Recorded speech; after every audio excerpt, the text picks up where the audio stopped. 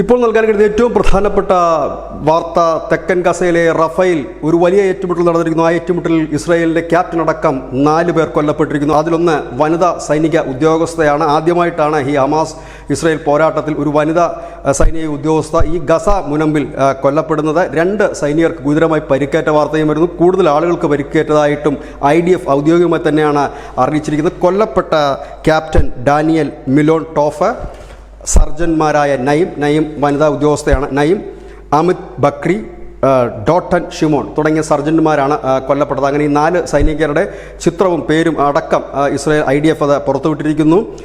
348 സൈനികരാണ് ഇതുവരെയുള്ള ഈ Hamas Israel സംഘർഷത്തിൽ കൊല്ലപ്പെട്ടത് എന്ന് ഉള്ള സ്ഥിരീകരണവും ഇസ്രായേൽ മാധ്യമങ്ങൾ നൽകുന്നുണ്ട്. ഏതായാലും വലിയൊരു തിരിച്ചടി, പശ്ചിമേഷ്യ കടുത്ത ഒരു യുദ്ധത്തിലേക്ക് തന്നെ നീങ്ങുകയാണ് എന്ന് തന്നെ പറയേണ്ടി വരും. കാരണം ലെബനനിൽ നടന്ന 3000 പേരെ പരിക്കുപറ്റി, അതിൽ 170 പേരുടെ നില ഗുരുതരമാണ് എന്നുകൂടി വാർത്ത വരുമ്പോൾ സ്വാഭാവികമായി തന്നെ ഹിസ്ബുള്ള ഒരു വലിയ തിരിച്ചടി നൽകുമെന്ന് ഇതിനോടകം തന്നെ പ്രതിജ്ഞ എടുത്തിരിക്കുന്ന ഒരു സാഹചര്യത്തിൽ പശ്ചിമേഷ്യ വീണ്ടും കലാപകലുഷിതമാകുന്നു. വലിയൊരു യുദ്ധത്തിലേക്ക് നീങ്ങാനുള്ള സാധ്യതകളും തെളിഞ്ഞു കാണുന്നു. News desk news India Malayalam.